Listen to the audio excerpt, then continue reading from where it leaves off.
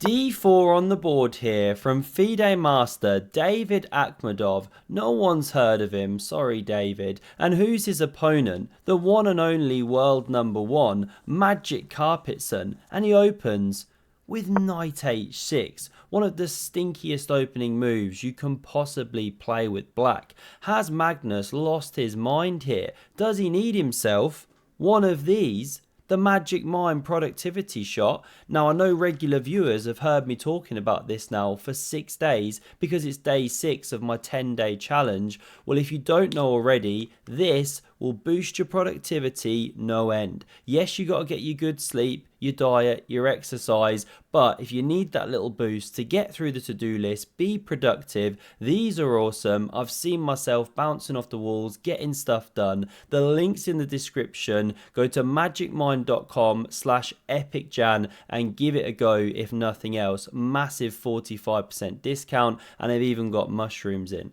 I'm putting this one back. And now we're going on with the video here. Down the hatch in one these days, I've turned into a pro. What do we see after Magnus goes knight h6 here? We get e4, taking the central space, of course. Magnus builds the banana hammock. c3, given the mustard sauce, but it's fine. It supports the centre. We see this bishop tuck into bed. Bishop e2, d6 from Magnus, and f4. Rawr, take the centre. A more manly raw today. I pride myself on that one. The advance of the c pawn now goes for the centre. And now after knight f3, both players castle. And of course, we get that quick king safety fist bump exploded out. The top pros love it. Now Magnus takes on d4. The pawn recaptures. A seahorse is spawned, pressuring the centre, and after knight c3, bishop g4, there's a crisis with the d4 pawn. You have to defend it once more. So bishop e3 is played, and there's this amazing move now, by the way. The all-powerful overlord finds it, d5, looks impossible. If you do it and takes, then you go e6, it backpedals, and you've got this huge pressure here, so you can crash through after you take the knight. And if you take with the pawn, well, you mangle the structure. This one bounces in. Awesome shot, but Magnus misses it. He goes queen b6 instead. But now great response from David here. He plays knight a4, hitting the queen, defending the pawn. It jumps into a5, but this one's still covered by the queen here, no worries. And now we see d5 played, and this is a great move because although you open up the bishop here, you're gaining huge time against this knight, and it's running out of squares fast. Running back to b8 actually best apparently, but it jumps forward to b4. But now after pawn a3 here, sidelining itself to a6, I mean these knights just looking horrendous. We see b4 to kick the queen, gain a tempo, it drops all the way back to the starting square, and this one is absolutely dominated. So Magnus now after rook c1 has to fight back. Is it a blunder? Is it a gambit? He plays rook c8 here, challenges the file, but drops an entire pawn. And of course, if you ever do this in your own games and you've blundered it, just pretend it's a gambit. Play the next move rapidly. That's what Magnus does. And he is over a minute on the clock here, up in the game. That's always advantageous. By the way, forgot to say, sorry, this is titled Tuesday, online chess, played today, January 28th, early tournament. 3 minutes each plus a second per move back, and now f5 is played and it strikes at the center that white has built. e5 cracks on, and it's really nice awareness of the tactics because it looks like you can take, which Magnus does, and then crumble the center. Now before we analyze that, why didn't bishop takes get played? Well, it is a good move, although then you are biting on your own pawn, but apparently this isn't the best. What we see instead is g pawn takes. Looks a bit weird to mangle your own king, but you do leave the bishop a bit more active. This covers some knight jumps. Okay, not actually a bad move. And now the reason that black can't do this and win a pawn in the center is you leave the protection of the knight over here, that horrible piece coming back to haunt the black player. So we come back here, Magnus goes king h8, prophylactic chess, burns a bit of time on that. b5 is played, not forced, does let the knight out of the box to an extent, but you can't really jump there. So obviously it heads backwards. c7 preferred. It's a horrible piece. We see bishop b6 now played. The queen saves itself, and pawn e6, and look at those horses, just absolutely dominated. I mean, can we even class them as horses anymore? More like donkeys, or what's below a donkey? A mule or an ass, some kind of donkey ass mule. Just terrible pieces. What do they do now? Well, Magnus has to try and get one of them back into the game. So he plays knight to g8 here. Dad's absolutely ashamed. Get back out into the world. Queen d2 and knight f6. This is what Magnus practices for, lives for, loves a bit of pony maneuvering. It's on its way to being reinstated as a horse, and it hits the promised land. Praise be, it's actually attacking something. Took that time to nudge one square forward. Now bishop e3 overprotects the f4 pawn, and I love this moment. What do you say here? DJ, spin that sugar. What we get is g5, and Andrea just goes for it. The game now cracking open, and f4. How does Magnus do this stuff? Suddenly, things are getting a bit messy. The bishop moves into d4 here. We get queen g6, and rook g1 is best to cover that g-pawn. But the move isn't played. It's just missed. Very low on time now. 18 seconds. Not easy. You're playing the world champ at Blitz. Or co-world champ, I should say. Bishop d3 is played. Hits the queen. And it now takes on g5. Wins back a pawn. Hits the central d5 pawn. So the bishop covers it. Sets up a big seesaw there. And after queen h4 from Magnus, there's more tricky traps in the air. This pawn is now pinned. The knight's hopping. So we get takes with check.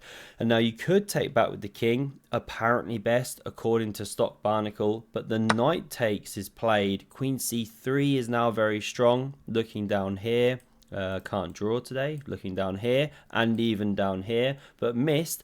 Knight c3 re-entering the game, and now the knight springs back to h5, sets up the tactic. So knight e2 covers the square, rook g8, queen d4 check. The knight blocks here, and after bishop d3 you now get queen h3 played by Magnus, and it threatens checkmate in one, as well as winning a rook here. And if rook g1, then this pawn's dropping. It's getting really dangerous. But David goes into the tank, finds a great move here, and forays forth with the knight, takes the pawn, but also hits the queen, covers the checkmating square, opens the bishop to defend the rook, and the rook still defends the pawn. Really great multi-purpose move. So Magnus just has to give ground. Now rook g1, we get an exchange here. Those ones go into the blender. Check is played.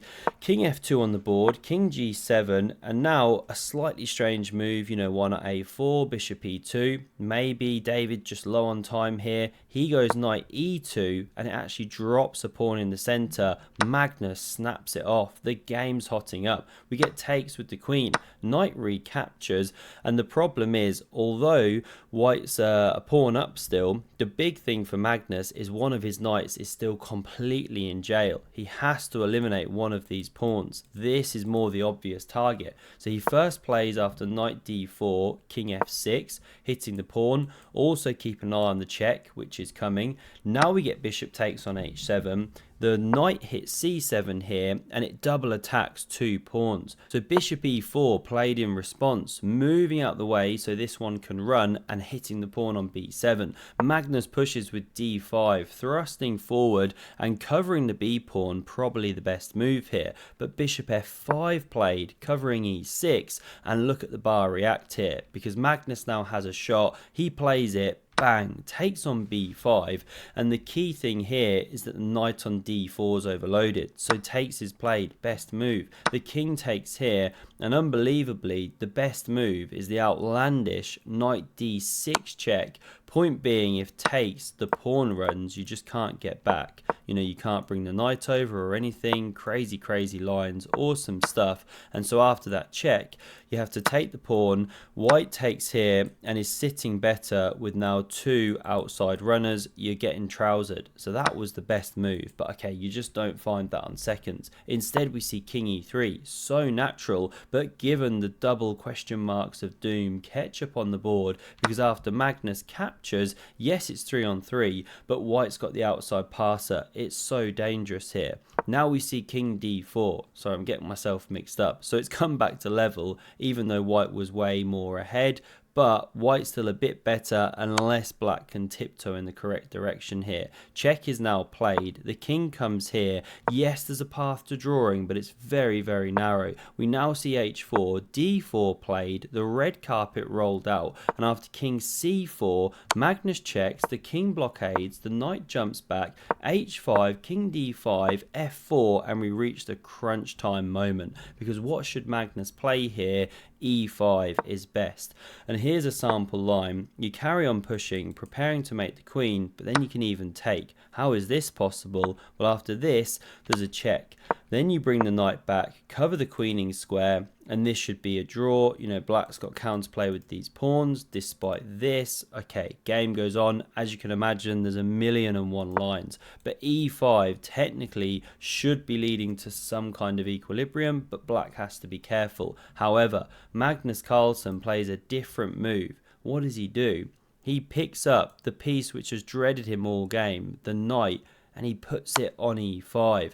I mean, that move is almost as shocking as the time that Hans Niemann got himself some fangirls. I mean, there they are, turned out, supporting Hans just outside the Sinkfield Cup 2022. Not every day you see people campaigning, saying they love his hair, they love his accent, but it really happened. This is a shocker from Magnus, takes his played, maybe some kind of mouse slip, or he expected a pre-move, trying to put the pawn there, not sure. But of course now he's just shed a knight, and with it the game. Here he resigns. White's taking it home. You know, if you march to get this one, white will get this one, and then promote this one, and it's game over here. Crazy stuff. Hope you enjoyed that game. Magnus going down to a FIDE master. Outlandish. And if you want to check out the Magic Mind bundle, have a look in the description. magicmind.com/epicjan. Get that 45% discount, and have a look at the video on screen for another epic game of chess. Cheers.